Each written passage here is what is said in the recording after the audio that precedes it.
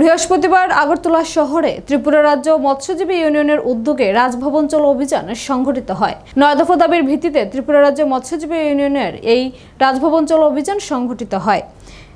রাজ্যের রাজ্যপালের নিকট তারা দাবি জানায় সরকারি এবং আধা সরকারি জলাশয়গুলি সহজ শর্তে বিনা টেন্ডারে মৎস্যজীবী সমবায় সমিতিগুলির নিকট নিজ দিতে হবে। মৎস্যজীবী সমবায় সমিতিগুলিকে মাছ উৎপাদনের জন্য আর্থিক অনুমোদনের ব্যবস্থা করতে হবে ইত্যাদি দাবিগুলি তারা তুলে ধরে। জনস্বার্থে বিশেষ করে গরিব নিম্নবিত্ত পেছনে পড়া অংশের মানুষ যারা, তাদের স্বার্থে তারা কোনো চিন্তাই করে না, বরং তার উল্টো তারা ভূমিকা নেওয়ার চেষ্টা করে। কাজেই রাজ্যপাল আপনাদের অনুরোধে অনুরুদ্ধ মুখ্যমন্ত্রীর দৃষ্টি আকর্ষণ করলে মুখ্যমন্ত্রী সেখানে ছুটতে রাজ্যপালের আদেশ আপনাদের দাবি কার্যকরী করার জন্য ভূমিকা নেবেন, তাহলে ভুল করবেন। তাহলে তো এই 7.5 বছরের অভিজ্ঞতার অন্যরকম হতো না, তাহলে আপনাদের আজকে কিন্তু এই গণ ডেপুটেশনে অংশগ্রহণ করারও কিন্তু কোনো প্রয়োজন ছিল। তাহলে এই কথাগুলি বলছি কেন? লড়াইয়ের জন্য প্রস্তুত থাকতে হবে। সামনের দিনে আরো বৃহত্তর এই দাবি, যে দাবিগুলির কথা বললাম যুক্তিসঙ্গত, সবাই সমর্থন করছে, আমরাও সমর্থন করছি।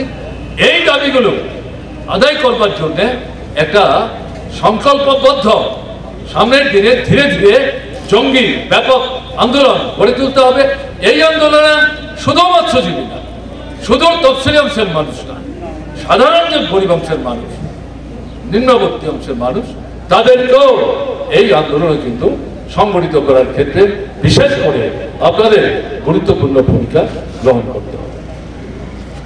আজকে মৎস্যজীবী বা তপশিলি অংশের মানুষ ত্রিপুরায় আক্রান্ত হচ্ছেন, এটা কিন্তু ঘটনা না।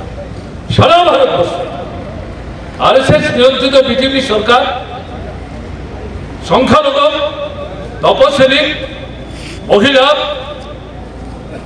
তাদের বিরুদ্ধে অবস্থান নিয়ে প্রকাশ্যে না বলেও এমন সমস্ত ভূমিকা নিতে শুরু করেছে যা ভারতবর্ষের মূল যে ভিত্তি স্বাধীনতা সংগ্রামের মধ্য দিয়ে অর্জিত হয়েছিল তাকে তছনছ করে দেওয়ার চেষ্টা করেছে।